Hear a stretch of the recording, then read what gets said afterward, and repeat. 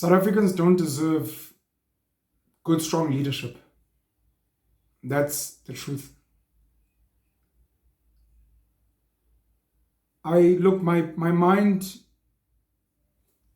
sometimes feels certain ways about the leadership of this country. I get angry about politics and politicians. I try my best using my platforms to try and educate people around what's important and what they should be focusing on. But the reality is that the bulk of South Africans, the majority of South Africans, they have no clue what a good leader is, how a good leader should behave. And sadly, when you look at the more educated upper middle class and the lower rich, is what I call them, a lot of them are too weak to even engage in real politics. A lot of them are too weak to even share their real thoughts on social media. They actually measure their words because they don't want to lose their deals and lose their jobs. And number one, let me start here. It takes a criminal to stop a criminal. What that means is, if you believe the ANC is a criminal organization, if you believe that the apartheid government was a criminal organization, if you believe the British colonialists before them were criminals, it takes you being criminal-minded and being willing to do the atrocities that criminals, or commit the atrocities that criminals commit, to be able to remove them. Otherwise, criminals will always dominate you. That's the first one. So if you want to go against the ANC, I hear a lot of middle-class people say, "Oh, these people kill each other and they kill each other for..."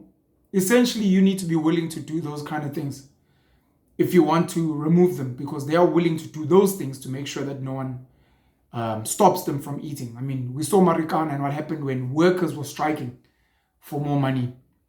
People died with life as Dimeni. There was almost no feeling when it came to the pandemic and certain people that lost their lives, etc., etc. This is the country we live in. We've got a couple of groups of people in this country. So I normally make reference to the Indian Muslims, who are quite well organized in this country. Of course, they have their mosques, they have their businesses, they have their faith, which is quite strict, and they seem to be doing well financially. They run successful businesses, they have stable homes. The husband and the wife and their children do really well academically at school, and they prosper in the economic world. You've got Jewish South Africans who, similar path, very strong faith, have their own schools. I know the Muslims are building a lot of Islamic schools now. They have their synagogues. They run many of the big businesses in this country, not just this country, in the rest of the world. They've infiltrated, of course, banking, media, medical aid schemes, insurance, etc., etc. They do really well. Their families are also intact, and they really, really do well economically as well, and their children do well academically. A lot of them are lawyers, chartered accountants, financiers, bankers. You've got white Afrikaners who were treated as, I'll call them third-class citizens when the British were in charge. Second-class citizens. Because black people, colored Indians were third class. So the white Afrikaners were treated as second class after the white British, English speaking. And they organized themselves. And they set up organizations like the Broeder Bond or the Fund, the Redding Starts Bond. And then they uplifted themselves economically. They were farmers. A lot of them wouldn't run businesses and be senior managers, etc. They would be supervisors and lower managers, or boss. The guys that are on site making sure that black people and the like are doing their jobs. But they uplifted themselves, and in doing that, they ended up taking over government through the National Party.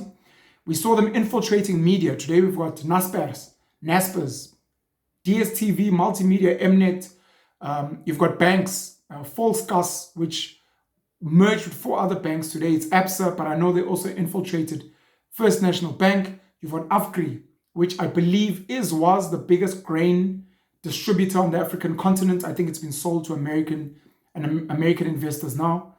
Sanlam, Sambo. If you look at the rugby, the sports in this country, white Afrikaners, brilliant at sports. Of course, black people, soccer, coloreds in rugby and cricket, brilliant, but white Afrikaners in rugby and cricket, world class. Their schools are tops. Their families are intact. Heavy Christians, and they believe they are the chosen people. And they're doing really well economically. They still have a stronghold in agriculture. They have a stronghold in mining. A lot of people don't know. And like I said, some of the more mainstream economic stuff, they've really done well. Of course, Johan Rupert is one of the wealthiest people in this country, Afrikaans. Christo Visa, who owns ShopRite, Checkers, Pep, white Afrikaans. Yanni Mouton, who funded Curo schools through PSG. They had Pioneer Foods. I don't know if they've sold it now. Many other. Capitec, with, I know Rian Starson was the head there, but there's also Pete Big, what's this guy's surname? But anyways, big funder of political parties. Michael Leroux, I think. Afrikaners have done well. So those are the groups we have. Then you've got white English people. Some of them obviously were the colonialists or the descendants of colonialists. Some of them still have big business. They're very quiet, by the way. You had some English people, Sir Donald Gordon, Liberty, as an example. Liberty, I'm not sure about Standard Bank, but I think British as well. Trying to think of other big businesses. I think British or English, you had Vodafone, which became Vodacom. I can't think off the top of my head, but a lot of English businesses in this country. If you think of businesses like Anglo-American, I'm not sure really about the Oppenheimers, because I think they may have been Jewish, German Jews. I'm not really sure. The Oppenheimer family, which was funded by the Rothschilds, obviously Cecil John Rhodes back then, Barney Panato, they were British. Some of the businesses they've built today, the mines, of course, De Beers and the like. So I wouldn't necessarily call them Jewish. Let's say more English kind of business people that came in here. Then you've got, so I've mentioned the Indian Muslims. There's the Indian Hindus as well, who I think are doing sort of okay in business. A very small Chinese community. And then you've got Khaleds, who are really, really struggling, A lot of them, drug abuse, alcohol abuse. There are Khaleds that are doing really, really well in business, in corporate, but they're a small group, so to speak. A lot of them are really struggling. They stay in poor areas. They're struggling with a lot of things, violence as well. Then you've got the black community, and the black community is split, and black people are 80% of the country, and they split. There's this new black rich, of course. Some of them bring politicians, some of them being politically connected people, business people, entrepreneurs. Some are corporate, of course. They studied at school, they became doctors, lawyers, engineers, accountants, bankers, etc. So they're earning 50,000, 100,000, 150, 200,000 rand a month. Corporates, managers, senior managers, executives, etc. Academically, they've done well, and they've claimed a stake in the South African economy, doing well through academic structures.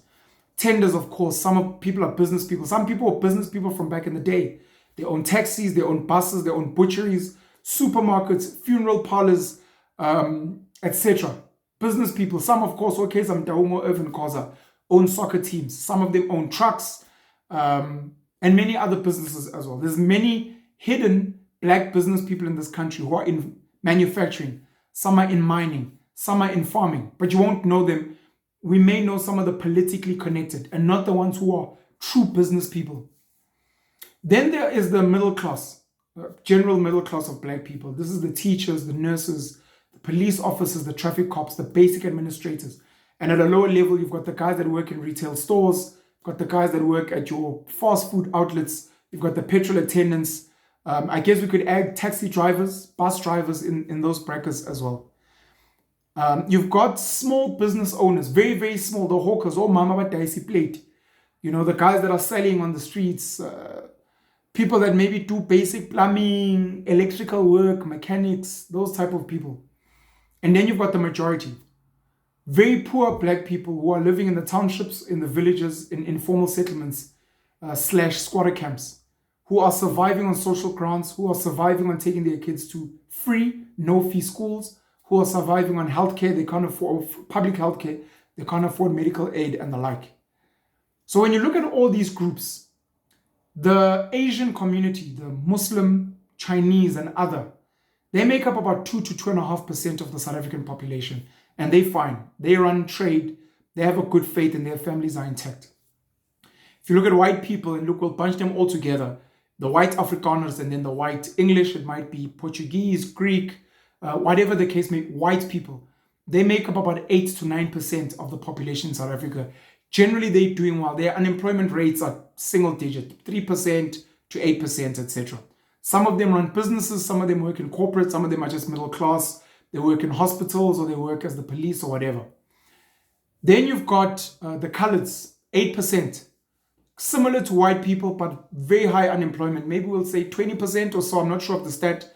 20%, like I said, some of them are poor, struggling with drug abuse and those kind of things. Some of them are doing okay.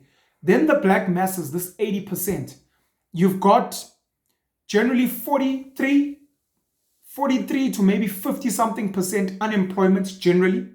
And then when it comes to the youth, 16, which is the working age, to 35, you've got a 72 to 74% unemployment rate with black people struggling, don't have money, the masses, of course. And now you have to think that these people have to vote. And a lot of them, they don't know what good leadership is. They don't know what a servant leader is. They don't know how to make the right decision of who to vote for. And I'm starting to realize it's almost unfair to come here and speak good English and expect those people to change their votes. Even if there's load shedding, a lot of them are illegally connected, so they don't pay for power anyways. A lot of them don't pay their TV licenses. A lot of them are relying on the state, on government, to feed them, to medicate them, to educate their kids, to clothe them. So why would they ever vote for anything other than the ANC and maybe the EFF, which to me is an ANC 2.0, or maybe even an IFP? Why would they vote for a DA or an Action SA or anyone else? And I'm not saying that DA or Action SA are better. If anything, I don't believe in any of the political parties. I don't think any of them are really doing what's necessary. And I wish we could have political reform and have more independent candidates. And even after we have the independent candidates, it must be candidates that are doing work on the ground for the people. I'm realizing that what's going to be needed, at least for someone like myself, is the education mustn't stop. So I must keep educating, because there are a few people that are learning from the things I say, that are saying, don't listen to what a politician is saying. Look at what the politician is doing. Ask Fikile Mbalula, Bheki Cele, Naledi Pandor, Pravin Gordhan, Cyril Ramaphosa, Lindiwe Sisulu, Nkosazana Dlamini Zuma. Ask them, what are you doing? Show me the work you've done. Show me the work that you've done for your town, where you come from. Show me the work you've done for your province. Show me the work that you've done at national level. Show me. Show me that this is, I took a 1 billion rand budget, I took a 200 million rand budget, and this is what we've built. This is what we've done. Stop blowing hot air, Fikile Mbalula. We want to see what you've done. And then we will vote for you based on your track record. And every time you go on platforms, highlight the work you're doing and what you've succeeded in that work. So I will keep educating people to do that, so that they vote differently, so that if they have a bit of money, they can fund the right politicians. Outside of that, I want people to join civil organizations. Obviously, something like an AfriForum, an NPO like Gift of the Givers, which does good work. They're not out there campaigning for, they're doing work. So can we find more, not just trade unions, which don't seem to really be serving the people, but support spaces that are building schools and skills institutions. Support places that are building farms where people can feed themselves or where they can have a trade. Support workshops, people that are building workshops of manufacturing and the like. And then after all said and done, I think the focus is going to be on people that are already doing work. And for me to try and connect to these people and say, how can we either create more jobs and create stricter work environments so that we can compete with the global economy? Because you need a strong business leader who can grab workers at the back of the neck and force them to work really hard, because we're competing with really cheap labor from the East, and we're competing with the West, which prints money unashamedly, and you can't compete with that. Because anything outside of that, expecting the masses to change their votes, is not going to work. People are not going to change. It's going to be up to us to learn to be more aggressive in the work we're doing. And if not that, then we need to insulate ourselves. That becomes, for me, the last option. Building something like in Orania, getting into your neighborhood, speaking to your people in your neighborhood. How can we fence our neighborhood? How big is it? How do we fence it? And how do we upgrade the school here so that it's top level, world class? How do we upgrade the homes and the streets so that there's no potholes, beautiful roads? How do we make sure that we create alternative energy spaces, a solar farm, generators, etc., so that we have our own power? Whether we're off the grid or we use Eskom in a mix, it's fine. How do we make sure that our community is in good health and everyone is gymming, and that all the leaders in our community have got guns and weapons, and we don't even need the police? We are our own police. And no one can just come in here. You need to have some kind of a visa to either visit or whatever. And then we have our businesses that serve us here, and then we invest in businesses outside of our community, which take money from those places and bring them to build our community. I think that's what the Western Cape is trying to do with an independent Cape. I think that's what some of these communities I mentioned that are doing really well. That's how they operate. It may not be as crass as I'm saying it now, but the Indian Muslims, the Chinese, some of the white Afrikaners, they live in neighborhoods where you can't really move in, where there's constantly private security, so you can't just loiter around. They have really great schools, really great facilities, and it's only because they are exporting their skills and their labor and their businesses to other poorer communities. Let's say a Capitec, a KFC, a Pepper Shop, right?